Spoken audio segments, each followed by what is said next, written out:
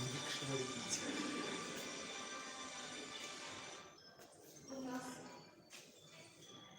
У нас сейчас съемка можно.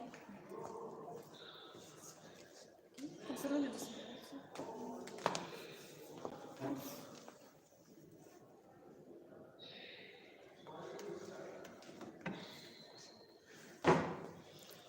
Добрый день, уважаемые зрители! Сегодня мы встречаемся с дизайнером Наджией Галимовой. Ее студия недавно официально открылась в нашем театре. То есть с марта месяца Наджия, хотя она сейчас сама все расскажет. Наджия, добрый день! Всем привет, всех приветствую, надеюсь, меня хорошо слышно. Сегодня вы в гостях театра, и мы с Гульназ расскажем вам подробнее, побольше о наших проектах и о жизни театра. Сначала начнем немножко о вас, хотели бы поговорить. Вы расскажите о себе. Насколько я знаю, вы родом из Удмуртии. Как вы оказались в Татарстане? Что вас привело? Тяга к историческим корням, культуре или какие-то другие причины? Когда я была совсем ребенком совсем ребенком, надо мной мои родители, они шутили часто, они вспоминали часто ту историю, когда я бегала под столом и кричала и пела: «Я уеду в Казань, все вы останьтесь, а я уеду в Казань». Вот такая была история. И каждый раз они смеются над этим. Ну, так и получилось, наверное, я себе напророчила, хотя я про Казань, в принципе, ничего не знала. Я родилась в республике Удмуртия, город Можга, выросла среди многонациональных общин, Аудитории. то есть удмурты, аудитории, да, то есть людей, когда мы очень дружно жили, удмурты, русские, татары, чуваши, мордва, то есть, и поэтому для меня понятие, что вот прямо я татарка, у меня такого не было. Мои родители прививали уважение к каждой нации, к языку, и у нас не было никогда таких моментов, что национализм, то есть язык или что-то. Но в то же время я понимала, что я татарка.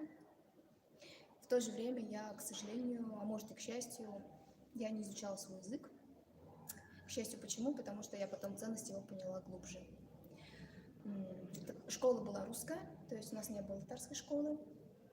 Удмуртский язык я не изучала, мне был тогда неинтересен. Многие фразы я знала. И в моей семье разговаривали на татарском, также на русском. Но я всей душой была воспитана так, может быть, школа, конечно, повлияла, и книги, что русский язык впитался в мою душу, но все-таки в моей крови есть, то есть та татарская, кочевническая кровь, как я говорю, потому что у меня бабушка, она башкирка. И вот это все, этот микс. И уже потом, скажу по правде, что до 19 лет я не понимала, я даже не любила татарский, серьезно. И только уже когда приехала сюда, изучая арабский язык, на его основе я полюбила свой язык. Я поняла, что 40% арабского в татарском. Я поняла, что он шикарен и он богат, и можно такими чувствами выражаться и говорить. Через стихи, через рассказы известных татарских поэтов и писателей я это почувствовала. Спасибо педагогу Флюрапа, которая была, наверное, многие ее знают, которая была в Мадресе Мухаммадия, которая читала нам, садилась на татарском языке, читала нам произведения, и я плакала. И я тогда понимала: боже мой, я так много потеряла. Но первый мой контакт с Габдулла Тукая у меня произошел через арабский. С 11 лет я изучала арабский в мечети. У нас была такая традиция светлая. Каждое воскресенье родители говорили: ты одеваешь самое красивое, чистенькое, берешь тетрадку, идешь в мечеть. Направляли. Но в то же время не настаивали. Они говорили: хочешь? А мне давалось это очень легко. Я изучала и иска имля, то есть арабские буквы, ну, если кто не понимает, арабские буквы, вязь, похожа очень с арабским, но она татарская. Именно тот стиль, который написал Габдулла Тукай. Именно в этом стиле я читала впервые его произведение, не сейчас, как написано с кириллицы, да? И я была шокирована, что я поняла, что тут связь. Вот первый мой контакт был такой. Вот таким образом. И поэтому, когда я приехала сюда впервые в Казань, первое, чему я удивилась, то, что многие татары очень яростно себя били в грудь и говорили: я татарин, там, та-та-та, я такой-то, мусульманин, потому что я так не была воспитана. Я потом смирилась, поняла, что люди разные, но в то же время у меня осталось свое видение, что нужно беречь и ценить свой язык. Я как могу стараюсь это делаю, и с детьми стараюсь на татарском говорю, но все равно получается, они на русском тоже говорят больше, хотя понимают все на татарском. В каком году вы приехали в Казань? В каком году приехала в Казань? Ну вот сейчас я скажу год, и все будут знать, сколько мне лет. Хорошо, пропустим этот... Нет, ладно. Ну, это было давно, в общем, и даже некоторые думают, что мне столько лет, а на самом деле сколько лет назад я приехала. Это шутка. Когда я приехала, это были начало 2000-х. А тогда, по сути, все, что связано с фэшн-индустрией, этого не было. Вот. И у меня даже такой период был, я вела описание десятилетий, то есть годов даже. В этом 2-3 года вот это появилось, вот это появилось. То есть вот эта хронология, допустим, одежда, как менялась, стилистика. Это было очень интересно. Вот когда я приехала, не было ничего, и девочки, если посмотреть мусульманскую сторону, они просто ходили, ну, как в мешках. Я всегда сравнивала это. Просто какое-то серое платье, да, и стилистика платка, она менялась. А я очень люблю детали, и головной убор мне очень интересен. Прямо его трансформация. То есть, если меня спросят, покажи, как носили 2000-х, ну, такой вначале там, я завяжу, покажу вот так, а еще можно вот так, потому что я экспериментировала на себе. Ну, то есть вы фиксировали, да, ввели хронологию, фиксировали где-то это, записывали? Да, я записывала эти записи, кое-кто удалили, в общем. Но я не переживаю, я все равно это подниму, потому что у меня это в голове и в сердце. Ну, то есть на основании этих данных даже можно написать книгу? Да, ну я и начинала книгу, по сути, потому что было связано с головным убором. Угу. Вот, это очень интересно, потому что есть те же свидетели, те люди, которые живут со мной как бы в эту эпоху, в этот период, девочки могут, мальчики, девочки могут подтвердить это. Кто, конечно, следил, кто-то не обращает же на это внимания. Ну, это моя сфера, мне это интересно, это связано с нашей жизнью, полностью с экономикой, политикой, это нормально. Ну, это не мои наблюдения, но говорят, что мусульманки-татарки, особенно в Казани, они особенно одеваются, они все равно следят за модой, за общей модой, не только мусульманской. Есть такие отличия. Да, естественно. И это было всегда. Потому что, окей, я не буду говорить, что это татарка именно, да, потому что я буду так говорить. Женщина, девушка, живущая как бы в этой местности. Как объяснить еще? Нет, я имею в виду именно мусульманскую моду. Мусульманскую? Окей, Да, хорошо, да. тогда затронем так. Татарки же есть и христианки, и мусульманки, правильно? Мы затронем тогда мусульман. Да. Еще как следит. И всегда преследуется цель самовыразиться и выделиться. Вот. Даже если минималистично, у нее все как бы все аккуратненько в одном тоне, но она все равно где-то поставит акцент. Это уже не вырвать, это есть, это в крови. С чем это связано? Это менталитет, или это история, или это характер? Все связано, потому что мы же как на пересечении находимся. То есть того же Запада и Востока, и мы и сюда смотрим, и сюда, но выводим свой продукт, свое выводим. И это очень интересно, потому что с Европы девушка может смотреть тренды, которые происходят вообще, что в мире происходит, и говорит, интересно. Это как всегда было, даже в конце 19-го также привозили эти журналы, то есть их копировали, что-то там изменяли, ничего не изменилось. Недавно брали у меня интервью из Омска, то есть тоже телеканал, и когда я им сказала, так они такие, да нет, да, вот ничего с того периода не изменилось. Женщина, она такая же осталась, просто идет сейчас по нашим тенденциям и по нашему развитию нашего периода 21 века. Берет с платья базу с Запада, с Востока, что какие-то элементы там, но сама такая думает, так, это поставлю, это уберу, а здесь укорочу, а здесь удлиню. И вот как, если спрашивают меня, мусульманская или просто не мусульманская женщина, вы только не обижайтесь, но для меня это одинаковая женщина. Я вообще не разделяю. Просто здесь играют роль пропорции и масштабы. Платье будет просто подлиннее, масштаб и пропорции. Или там что-то появится, какой-то головной убор, допустим. И масштаб открытости, допустим. Открыто лицо, руки, у кого-то стопы, то есть проценты масштаба. Это тот же менталитет, те же устремления, та же связь с корнями. Если говорить конкретно про татарчик, то есть там чуть-чуть тоже другая история. Вот. А если про мусульманок, которые мусульманка может быть и русская татарка, и удмуртка, чувашка, и китаянка, и кто угодно, да, то они... Это, знаете, когда началось веяние, сейчас скажу, с 10-го года, то есть поколение, когда вот, апгрейд, обновление, новые ребята приходят, девочки, они поняли то, что неважно, если ты покрылась, то есть ты в то же время можешь оставаться спортивной, то есть ты можешь этот стиль, направление его использовать в своей одежде. А до этого периода девочки очень стеснялись, они не знали, как подойти к этому. Поэтому многие не занимались спортом. То есть они не были более открытые и медийные, они избегали этого. Сейчас все иначе. Сейчас ты можешь быть где угодно, как угодно, но просто придерживаешься определенных, как бы, даже не рамочек, а создаешь свою оболочку. Ну, создание оболочки — это, в принципе, для любой женщины, вне зависимости от религии, нации, она сама создает. Ну, дизайн и моделирование одежды, я так понимаю, это ваша основная профессия, вы на эту профессию учились. Это не был такой хобби, творческий порыв или что-то такое? Да, я закончила Казанский государственный технологический университет. В 2010 году я получила долгожданный диплом, который мне долго не давали. В принципе, он был и не нужен. Вы можете, там, не знаю, смеяться, но он скорее был нужен моей маме. Я говорю, без диплома домой не приходи. Вот. А у себя в институте у меня было выражение, когда я сказала, слушайте, я уйду. Мне там 3 поставьте, я в другой институт пойду, там педагогический закончу. То есть я не заморачивалась насчет этого, это насчет образования, да. У меня внутренняя позиция всегда то, что сама жизнь, она начинается за стенами учебного заведения. Здесь просто теория, но когда получается совмещать теорию и практику, допустим, студенты, которые и учатся, и работают параллельно, вот это отлично. И насчет профессии было так. После школы я очень хотела поступить в худграф. Я хотела быть художником. Родители меня не пустили. Сказали, художник от слова худо.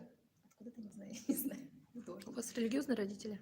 Родители простые рабочие, по правде говоря, но очень душевно верующие в Бога, но не придерживающиеся определенных всех канонов. Я спрашиваю, может быть, из религиозных убеждений, поскольку в исламе нет. нельзя. Возможно, они вот как-то переживали, что я как бы не устроюсь в жизни. Может быть, они не понимали. Возможно, если бы я была из 7 музыкантов-художников, они бы так по-другому сказали. Но я все равно настырная девушка, и у меня есть такое, что если я хочу чего-то, не хочется, я иду и делаю это, несмотря ни на что. И каким-то чудесным образом, ну не каким-то уж естественным, но так получилось, что мне один человек помог, он дал определенную энную сумму, и мне нужно было... То есть я проходила... Сейчас еще назад чуть отойду. Художник, я не смогла пойти в художники, но я всегда рисовала, всегда, с детства. И у меня все было исписано, всегда изрисовано на уроках, когда мне скучно просидела, с другой стороны, это норм. Или пишешь стихи, или рисуешь, это норм. Кто-то меня за это ругал, или там, сказать, что ты троечница, мне это было тоже без разницы. Я понимала, что это не жизнь. Чуть-чуть назад возвращаюсь. Что меня очень спасало в период ученичества? Меня спасали кружки. Я закончила художественную школу, что было моей отдушиной. После школы я просто портфель выкидывала и бежала в художку. Там была моя жизнь, я отрывалась. Прекрасные педагоги. Меня спасал хор, я ходила в хор. В танцевальный я начинала ходить, а родители запретили. Ладно, я все равно этим занимаюсь, не страшно. Что там, гитара была, да, обязательно. Мы выступали на сцене. И разные мероприятия, везде принимала участие. И когда уже приехала в Казань, я хотела или на режиссуру поступить. Я ходила вокруг Института культуры. Почему это говорили? Я и на актера хотела тоже. Ну, это внутреннее желание. Ходила вокруг архитектурного. Мне просто сказали, девочка моя, у тебя нет таких денег, чтобы туда поступить. Ладно. И я увидела курсы в институт как раз КХТИ, Казанский технологический. И там вижу сумму определенную. Я понимаю, что у меня нет этой суммы. Это как бы подготовительные курсы, что потом ты позанимаешься, тебя посмотрят, возьмут, не возьмут.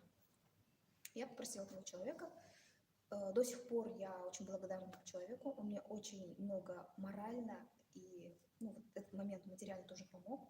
Пусть небеса Всевышнего вознаградят за это. Я никогда это не забуду, потому что он меня очень поддержал. Это был мой педагог. Вот. Из Мурки. М? Из Удмуртии. Нет, нет.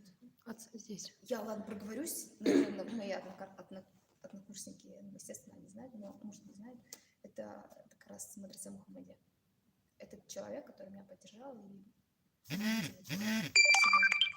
Вот. Он дал мне эту сумму. Я с трепетом понесла эту сумму. Ну, я бы не заработала такую. Ну, то есть я тогда и подрабатывала, но нет, для меня это была большая сумма. Дала, и меня записали на курсы. Сразу же педагоги принялись со своей работы. Они сразу, блин, классно, то есть у тебя хорошая база, и для тебя... То есть ты нам нравишься. И меня внесли в список, у нас там были занятия, и я попала на вечернее отделение. На дневное отделение, я не знаю, как то ли очень... То есть бюджетные места были разобраны, и я сказала, пусть отлично вечернее, потому что в этот период я как раз училась в мадресе. У меня получилось так. В мадресе 5 лет. Я тогда вот на 3-м курсе была, или на 2-м. Параллельно я поступила туда. Но когда я поступила в институт, нам сказали, понимаете, вы должны знать конструирование и технологию. И вот тогда я села и такая думаю, я же поступала на художника, ну, казалось бы. Я тогда не понимала, не представляла, что дизайнер, кто это. Я поняла, что увидела, что там есть рисунок живописи, то есть и композиция, то есть меня это зацепило. И, то есть я такая, ну ладно, я долго смотрела, что там делают с тканью, я думаю, зачем мне это делают, то есть ну, вот у меня такое видение было. Я еще этот проект, который на листе, я не выводила в материал. И я долго это потом изучала. И нам сказали, понимаете, вам нужно, чтобы у вас были глубокие знания, вам параллельно нужно ходить или вот в эту школу, как бы по конструированию технологий, ну или выбирайте. И был набор как раз в училище, как раз на Кабане находился, сейчас он переименовался, кажется. И я понимаю, что это как бы мудрые слова, то есть это так и нужно сделать. И параллельно я в 3-е место поступаю в училище, получается, портной закройщик. Эти были 3 года, которые были, никогда не забуду. Ты утром учишься в мадресе, быстро кушаешь, потом бежишь в училище, то есть делаешь, и вечером ты бежишь в институт. Какой там работать? Но в какой-то из этих периодов он наступил, что мне сказали родители, сори, деньгами не можем. И мне еще пришлось работать. Боженьки мои, то есть, ну, и меня поймут все, может, все студенты, может, нет, но тот период нужно пережить. Он очень забавный, он очень сильный, он очень мощный, он проверяет на стойкость студента, он проверяет, хочешь ли ты этих знаний. И вот здесь, как говорят, ты и не бля, как вот иголочкой царапать землю, тихонько. Да, потому что нужно и в мадресе сдать зачет, экзамен. Это же арабский язык. А в нашей группе, я считаю, очень повезло, потому что нас преподавали арабы. Это что-то. И Коран, ну, все остальное, где нужно учить, сдавать. И, ладно, эту тему закрою, до конца не буду рассказывать, что там было, но... И потом идешь, учишься, делаешь крой, то есть идешь в институт, а там нужно рисовать, там нужно получать знания, сдавать те же курсовые, ну, меня студенты понимают. Окей, ты это делаешь, но при этом должен успевать учиться, жить, еще подработать, еще что-то. И когда там те девочки говорят, там у меня еще мальчик был, с кем-то не успевали, там, когда вы это успевали? Естественно, об этом я тогда не думала. И для меня вот изначально, даже с детства, у меня всегда было учиться.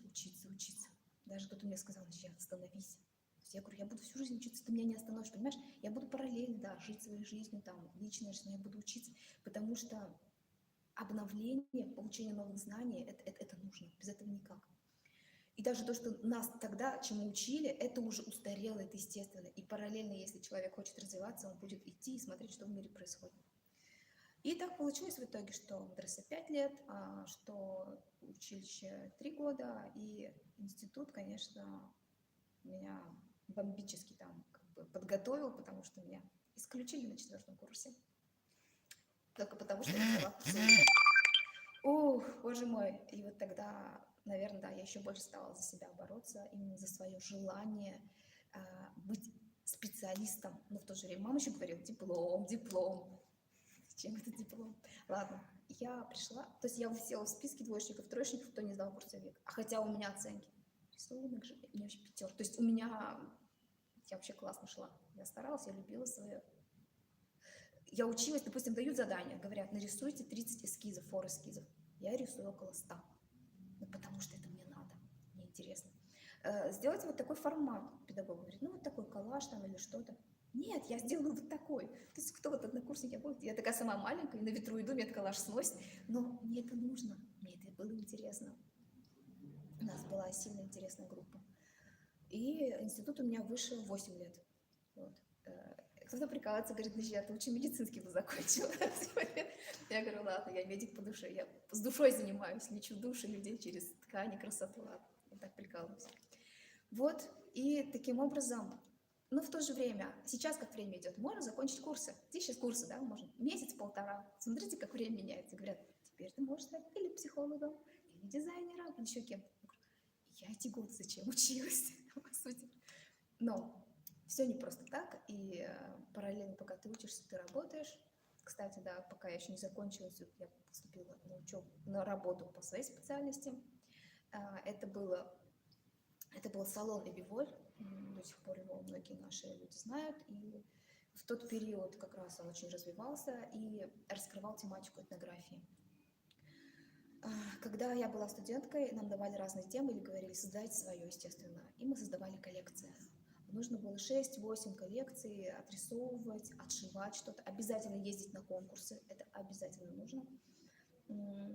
И тогда тема этнографии меня еще не настолько волновала, и я как бы со стороны наблюдала, я думала, почему они вот так вот делают? То есть, ну это же не совсем вкусно, ну как тут цвет, зачем?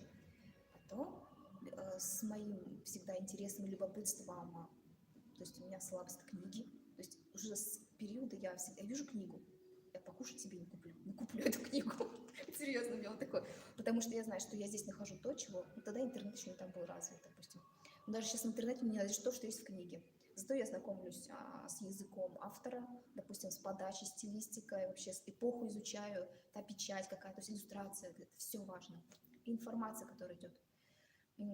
И были букинисты, кто, допустим, я запоминала уже и цену поднимал, конечно, на книгу, на старые фотографии. И я видела книги старые по именно показаниям, по костюму, по вышивке, но не только татарской. Это слишком узко. Я очень люблю и, то есть русский стиль, да, то есть у любого народа есть своя красота. И в итоге, изучая это, я понимала, что есть вот эта какая-то общая стезя, то есть красная нить, которая нас объединяет. И поэтому нельзя говорить, что вот допустим, у корейцев вот именно такая только одежда, а вот у татар так. Это как загадка, а найди общее. Или бахрома. Почему вот откуда у татар появилась бахрома на платьях? Все таки, ну это же татар. Нет, она пришла с Франции. То есть у нас бахрому не делали, оттуда привозили. Тоже кружево определенное. И вот эти тонкости, детали, они потом выстраивают не просто как бы образ татарки, это даже мало. Они выстраивают образ жизни женщины. Как она жила. Вот она просыпается утром, не шлю, чем она занята. Ну, как у нас, да, что она пьет, что она кушает, что она одевает, и она смотрит новости, говорит, допустим, состоятельно, говорит, слушай, у них такой журнал, смотри, у них мода, хотя уже журнальчик отстал на 2-3 года, как у нас сейчас даже. Он такой, смотри, как у них модно, то есть я хочу вот это. Приходит там портнихи, а давай поменяем, а давай что-то. И вот с этого периода даже ничего не изменилось. Но все равно нужно изучать корни, тот же Карл Фукс, который через него я много открыла. Нужно читать книги, нужно общаться с интересными людьми, как я многим ребятам говорю, разного поколения. И даже когда вот встречаемся со школьниками, да, общаемся, я такая, ой, а что я такая старая, такая, а мне кажется, что как бы, я там тоже студентка. Вот. И вот так прошла моя учеба. Вот ваша первая коллекция, я, к сожалению, не знаю, как она называется, татарская, в синих тонах, она произвела фурор. Можно сказать, что с этой коллекции началась мода на стилизованную татарскую одежду. Вот как вы пришли к этой коллекции? То есть, работая в Эбиволь, получается, вы ее создали? Или это было уже ваш... Первая коллекция была не эта. Первая коллекция «Вещи сон», кажется, была в 2009 году. И потом вот эта коллекция тоже они обе заняли гран-при. Первая коллекция, которую я просто собирала, она до Эбиволя была, Я ее в дипломную вела, в институтскую. С ней я была и в Москве тоже. Это специальные конкурсы проводят по этнографии. Помню, когда я приехала, жюри смотрят, такие говорят, ну не просто они аплодировали, говорят, круто, наконец-то Казань проснулась, это очень классно. Туда я вела ручную работу, вела шелка, вела ткани, то есть микс и культур разных, то есть имитации разные. Вторая, то есть бюджет был очень зажат, очень. То есть, да, естественно, вводила какие-то ручные элементы, но я из ничего, то есть, как я всегда говорю, я сейчас даже не буду говорить, российская, не российская женщина, неважно. Женщина, которая способна из ничего создать конфетку, мужчина вот такую женщину носить в руках. Вот это. Но вот у нас, вот в нашей стране, женщина, которая прошла какие-то вот такие вот события, она способна на это. И даже, да, критерий для мужчин выбирать, опять я ушла в тему мужчин и женщин, выбирать женщину, а дайте, вот скажи, а ты вот можешь вот это сделать? И проверить просто. И также, в принципе, и к мужчине можно из ничего сделать что-то. И вот вторая коллекция, да, мне очень нравится симбиоз, когда, допустим, трансформация тех же головных уборов. Если рассматривать также образ татарочки средневековья, да, как и у нее идет изменение. Хорошо, потом очень яркий момент к 19 веку периоду, 17, допустим, и, допустим, тот же модерн, и потом еще изменения. Всегда в крое, в силуэтах, в ткани, в фактуре, в головных уборах происходили изменения, и это нормально. И не ожидайте, что вот сейчас вот так вот девочка, женщина, солидная дама, она сейчас так захочет идти по улице. Возможно, если какой-то сабантуй, или она просто для фотографии образа, но образ жизни. Захочет ли она постоянно так одеваться, или же удобно ли будет комфорт? Потому что это естественно, мы люди, мы ищем комфортно такие. Трикотаж комфортнее, чем, допустим, парча. Но тогда трикотажа не было. Возможно, то есть тогда было плетение, можно было, кстати, да, вот появляются колпачки вязаные, да, трикотажные потом называют. Вот своя эпоха, она вносит свои коррективы, прогресс, то есть механизмы, и которые могут создавать новое что-то. И какой-то вопрос был, коллекция, Как да? вы пришли именно к татарской теме? Вот татарская тема как раз, когда пришла уже в салон Биволь, то есть я начала смотреть, наблюдать реакцию людей именно на татарские платья, на те же колпачки, на тюбетеи. Ну, для меня, допустим, если это что-то кичащее, такое вот, ну, чуть-чуть не то, что безвкусное, ну, если оно элемент, который стоит не в тему, грубо говоря, мне сразу хочется его отметать, убирать. То есть по эстетике, допустим, несоответствие каких-то вот цвет или, допустим, качества. А если это какую-то дешевизну выдает или не подходит человек, не подходит. Человек сам почувствует, что ему подойдет. Но если он стремится более к эстетичному образу, он выберет для себя что-то определенное, и ты это чувствуешь. Когда татарочка приходила и искала для себя что-то на мероприятие, а в основном мероприятия какие были? Или это биобитуи, правильно? Ребенок родился. Пригласили. Никах. Да, вот сейчас поэтапно, да, какие у нас есть. Она не знает, что найти. Она такая, опа, утро, да. И такая, она ищет, думает, что ага. Ну, если будем говорить другим языком, может, коктейльное платье, правильно? Это будет, скорее всего, не вечер, а будет день, утро. Никах, да. Когда я работала, начинала, ничего не было, по сути. Были как бы, да, дизайнеры старались, заводили платья, но есть же еще, соответственно, каноном. Кто-то придерживался, кто-то нет. Кто-то говорит, ой, господи, а возьмите наших родителей.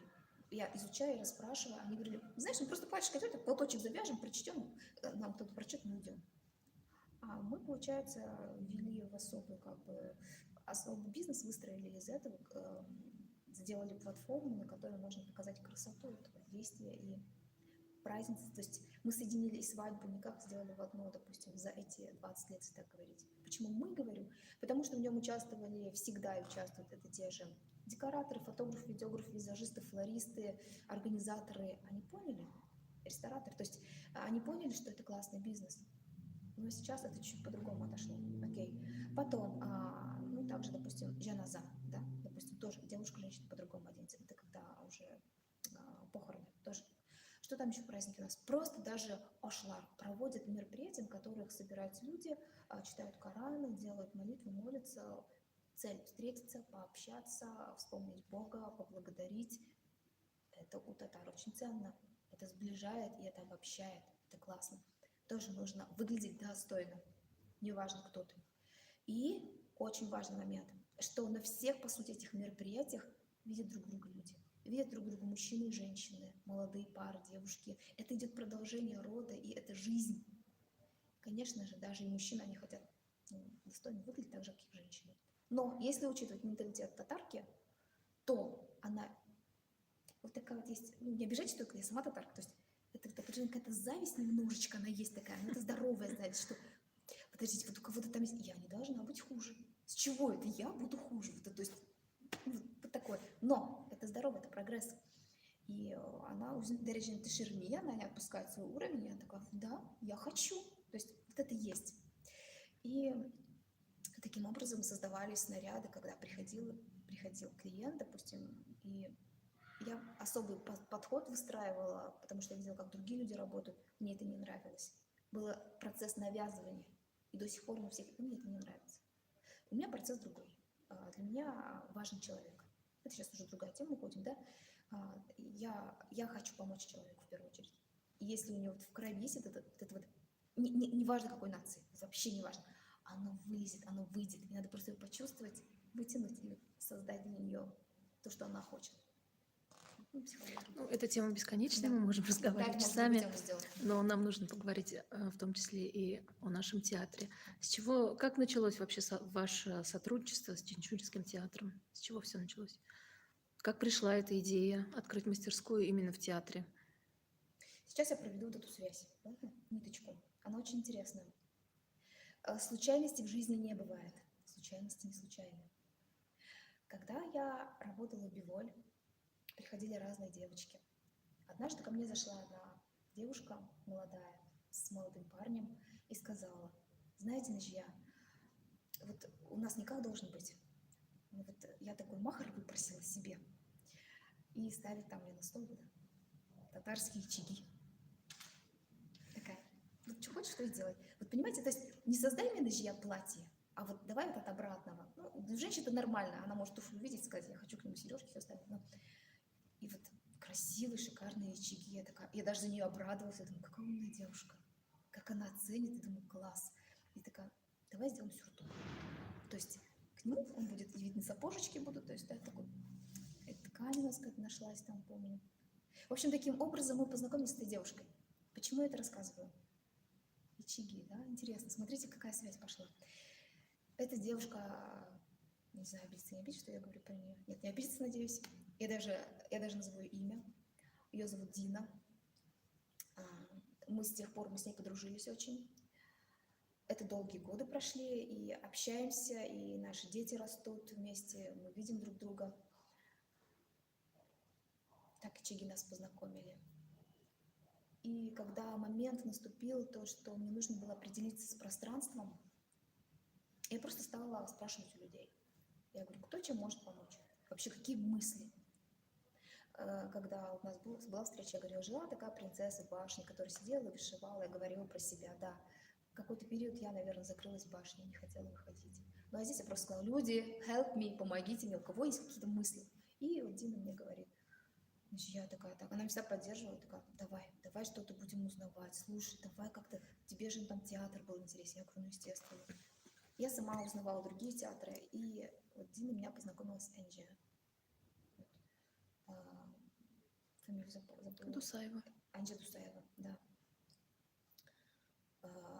Мы заочно вот такой вот, мы как будто были знакомы. Мы с ней познакомились, потом с ней вспомнили.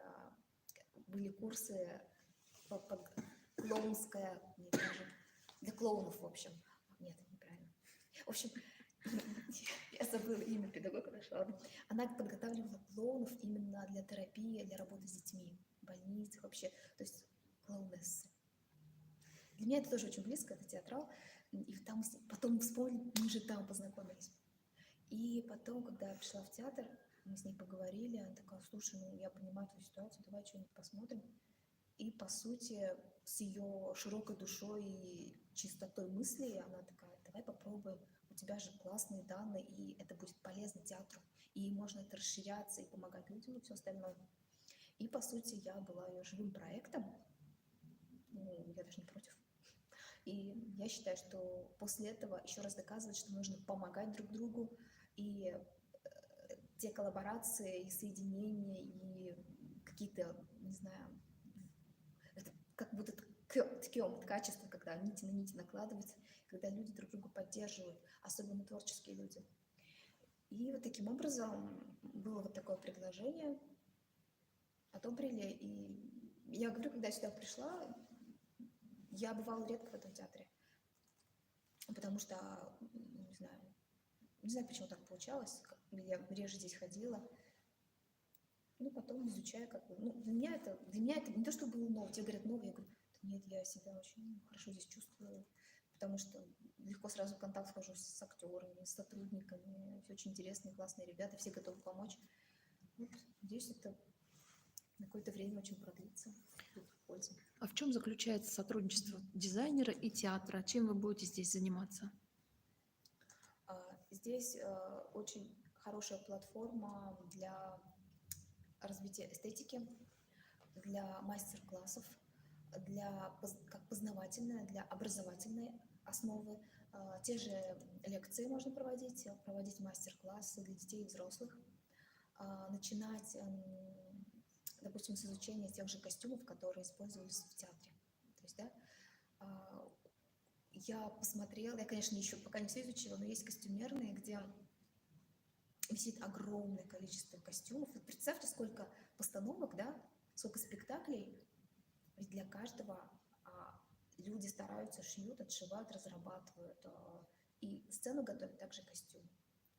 И, ну, допустим, я когда зашла туда, у меня было такое первое ощущение: представьте, про каждый спектакль бы описать, какой костюм, допустим, да, что это, из какой ткани, смотри. Ну, когда мне костюмер показал, ну, я смотри, у нас как бы все простенько, да, все, ну, все равно даже в этой простоте для меня есть ценность, как бы это ни казалось, потому что пройдет 50-100 лет, ну, наверное, кому-то все равно будет интересно узнать, а что там было именно в этом театре, потому что у каждого театра своя энергетика, свои актеры. Ну, возможно, даже если меняется, то вот эта оболочка, образ, он остается. И также возможность создавать для спектаклей, допустим, костюмы, да, с удовольствием. Когда появилась возможность, я нужно платье, окей, давайте сделаем. Я приложу усилия и готова заняться вышивкой и образом. К какому спектаклю? Я знаю, что вы к одному из спектаклей готовите сейчас один из костюмов. Да, это спектакль Мадина, который будет. Так получилось то, что он уже, в принципе, у них все уже почти готово, и нужно срочно свадебное красивое платье. Ну, даже если я занималась свадебным платьем, это не значит, что как бы из этого Нет, для меня это просто. Я такая: так, давайте вот это, добавим сетку, что-то сделаем, то есть и успеем. Цель успеть собрать это платье. И обязательно ручную вышивку добавить. И чтобы потом это осталось в архиве. И, допустим, там будут какие-то элементы красивые тоже, чтобы это оставалось в истории. Дай бог, вот и другой будет спектакль, да. То есть все, что новое будет приходить, я готова за это браться, это очень интересно. И еще хочу сказать то, что художник по костюмам, я считаю, что в любом театре он должен быть. Почему нет? Почему ждать какого-то другого, когда он приедет, не приедет, допустим? Пусть будет, пусть развивает и раскрывает. Когда человек живет в самом театре, он знает, что в этом казане кипит, что происходит. Он знает жизнь, судьбы, общение с артистами, с теми же режиссерами, допустим, с тем же цехом, как они живут, что есть из материала, что нужно, как можно самовыразиться, не знаю, что-то придумать новое. Ни от кого ничего не ждать, делать самим. Вы сказали, что, возможно, будут проходить мастер-классы как для детей, так и взрослых. Какие могут быть это мастер-классы? Можно делать украшения, да, допустим, под этнографию брать элементы и соединять их, собирать. Тоже можно научиться сборке. Можно делать вышивку, создавать пояса, создавать какие-то брелочки, значки создавать, элементы. Можно заниматься росписью, расписывать что-то. Если, допустим, тоже ткачество, тоже рисование, допустим, может иллюстрацию делать к самому спектаклю. Допустим, ребенок или взрослый, ну, в основном, если даже ребенок, он посмотрел что-то, впечатления какие-то остались, можно прийти зарисовать. А, Но очень много тем разных, которые можно соединять, не знаю, допустим, вот впечатления, какие были у ребенка, да, не то, что, допустим, или роли, определенно что-то увидел. Можно делать экскурсии, вот, допустим, даже мы пойдем и сходим в какой-то или музей, или даже просто магазин тканей, и мы посмотрим все, что какие есть ткани, допустим, шелковые или с этнографией, то есть не с этнографией, а с орнаментацией какой-то. Ну, у меня, допустим, как профессия дизайнер, я могу спокойно и преподавать. У нас была педагогика, и когда меня спрашивают, ты можешь подготовить дизайнера? Я говорю, конечно. Это можно создать фэшн-иллюстрацию, то есть я могу обучить этому прямо с нуля. Макетирование, если насчет кроя, с кроем тоже можно найти специалистов, соединить это все. И детские спектакли тоже как-то к этому присоединиться. Вот, можно лепить, резать, вырезать, можно посещать известных скульпторов, которые у нас есть, известных поэтов, музыкантов, в Казани есть выставки, которые параллельно проходят. То есть здесь момент точки сбора, допустим, дети, когда собираются, они понимают, что это творческое место, когда есть какая-то тематика, когда они себя чувствуют здесь комфортно. Для меня комфорт для ребенка это значит, вот он не может зайти и так сказать, я стою, я жду, я солдат. Нет, это им дискомфорт. Он скажет, я хочу лечь на пол. Я говорю, ложись. Я говорю, я хочу бегать. Я говорю, бегай. То есть это нормально. И они носят, разговаривают, потому что это делаем. Допустим, на пианино могут поиграть там. А давайте сюда сходим, а давайте перекусим. И вот так рождаются пространства, когда делают маленькие лагеря, допустим, детские, летние лагеря, когда родители оставляют на час, на два, на полдня. И они понимают, что ребенок занят чем-то интересным, что чем-то творческим. Вот что-то так. То есть все это реализовать в театре возможно? Конечно, тот же танец, я, кстати, о нем не сказала, да, можно приглашать и педагогов, тот же вокал, та же музыка, инструмент, когда, допустим, можно разделить, вот вы сейчас этим, и потом в итоге, смотрите, очень красиво, когда можно летний лагерь можно собрать и сказать, что в итоге можно маленький детский спектакль поставить. То есть показать интерес ребенку, показать, как работает театр, что есть самовыражение, когда есть актерские, то есть курс актерского мастерства, это понятно, да, но когда здесь ребенок, он не просто ты должен это сделать, нет, ему дается выбор. Вот смотри, вот какой цвет тебе нравится, и он вот мне так нравится, понимаете, когда с ребенком на таком его уровне, когда воспринимаешь его личность, не просто ты кишкелясин, бельмисин, ты маленький, ты не понимаешь, нет, он все прекрасно понимает. Он чувствует и цвет, и фактуру, и звуки, и запахи. Вот с этим нужно работать. И отдавать ребенка именно туда, где его ставят определенностью, а дают момент выбора, и где он себя чувствует, может самовыразиться, может сказать свою мысль. Да? Он сказал, слушайте, а я хочу, мне такое стихотворение в голове, или строчка, давай скажи ее, продолжить, музыку наложить, допустим, или давай нарисуем эту тему. Вот. Допустим, у меня бывает так, что я включаю музыку, неважно, классика там, пусть тот же джаз, неважно, или вот звучит музыка татарская определенная, и детям говорю, рисуйте. Даю, я говорю, что вы чувствуете, попробуйте изобразить в движении, это танец уже, да, но именно движение руки и цвете, пробуйте. И они сидят, пусть это, неважно, что он будет, акварель, фломастер, гуашь, уголь, неважно, это его будет притяжение. И вот этот процесс, он очень важен. Это обязательно нужно фиксировать, фото, видео, это остается в истории, потому что будут идти года, ребенок будет изменяться, как и взрослый, но это вы сможете наблюдать развитие ребенка, его выбор. И это потом уже отразится на его профессии, когда он будет выбирать, он будет понимать, что у него есть выбор, то есть самовыражение. Определены ли уже даты ваших мастер-классов? Когда будет первый мастер-класс? Вот будет спектакль «Асылтыш», мы перед ним проведем мастер-класс, и также обязательно каждый месяц будем проводить, и в планах выходные делать. Когда детишки отдыхают, можно привести на час, допустим, кому-то 45 минут достаточно, а кому-то 2 часа, потому что, как вот у меня в мастерской было, они не хотят уходить. Они общаются друг с другом. Вот ко мне, когда приходят, они вот садятся и начинают рассказывать, что было за неделю. Такие, а потом вот это, вот с этим я поссорился, с этим подружилась, с этим. Понимаете, для ребенка очень важно общение. Не просто там прийти и что дать урок, он ушел. Нет, общение, контакт, когда они видят, что взрослые контактируют, что Так можно было, то есть, смотрите, да, доверие, уважение ребенка к личности. В моих интересах вот это, в первую очередь. Потому что через это ребенок, он прислушивается. Как говорят же, можете не воспитывать ребенка, но все равно будет как вы. Просто делать от души свою работу. Вот так. Какого числа это будет? А Слукаш у нас 27-го, да? 27 Да, 27 марта. Вот. Перед спектаклем «Саат Дурте» 4. Для часа, я думаю, хватит. Посмотрим. Посмотрим, сколько детишек будет. Вот. Но в этот день в театре объявлен семейным днем, то есть родители могут приходить на спектакль с детьми. Тем, кто приобретет один билет, второй билет подарок, плюс мастер-класс ножи.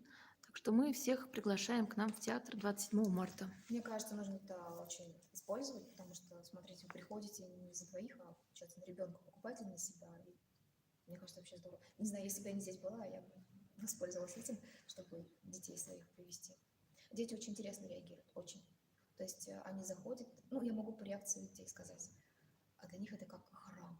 Вот только не смейтесь, ладно, серьезно. Они такие: как здесь красиво, а пошли туда сходим, а смотри, как там сцена, там что, а вот эти, интересно посидеть, потрогать там. Вот, опять же, люди, которые здесь ходят, здороваются, и сянсис, да, или балалар жрить, они слышат какие-то мелодии, то есть дети очень четко списывают это, смотрят, отпечаток остается на них и общение с родителями. Собирать группы, можно собрать группу, оставить, сказать, так. Или бывает так, что вот случай, да, родители заходят на спектакль, допустим, ребенок, вторая часть спектакля, он или устает, или просто не хочет носить, и можно оставить здесь, можно с ним позаниматься. Все возможно. То есть вы еще и выполняете роль культурной няни. Да, короче, какую роль только не выполняю. Но это от души реально, потому что, понимаете, здесь же не только, что вот ребенок у меня чему-то учится, это заблуждение. Я учусь у ребенка. Это удивительно, то есть это те же мудрецы, они порой, то есть такие вещи скажут, и ты... Это просвещение определенное, в то же время это контакт. Понимаете, здесь очень интересная вещь. Поэтому, когда кто-то пытается там быстро сказать, я научу, там нет. Часто мы у них учимся. Они дают новые идеи. Я у них спрашиваю, что тебе интересно, скажи. А что бы ты сделал с этим материалом? Ну, или как-то интересная тема, когда кладешь шпильку, такая шпилька есть для волос просто. Ну, сидят детишки, я говорю, что ты с ней бы сделал? И вот креатива. То есть я говорю, дай три идеи, что ты сделаешь с этой шпилькой. То есть и каждый придумывает, я бы это, а другой сидит. И это нормально, им это интересно. Или же инструмент, допустим, да, фортепиано. Или... Некоторые дети даже, они не знают, что это, они никогда не прикасались к этому. Но когда родители приходят, видят, что там ребенок что-то там, они в шоке, что их ребенка тянет не то, что там к музыке, просто к инструменту, к звучанию. Ну, это тоже свой психологический момент, как и арт-терапия, но это очень действенно. И детям это особенно нужно, особенно. Хорошо. Значит, я спасибо большое за беседу. А всех наших зрителей мы ждем в нашем театре. До свидания. Сохранять. Сохраняешь?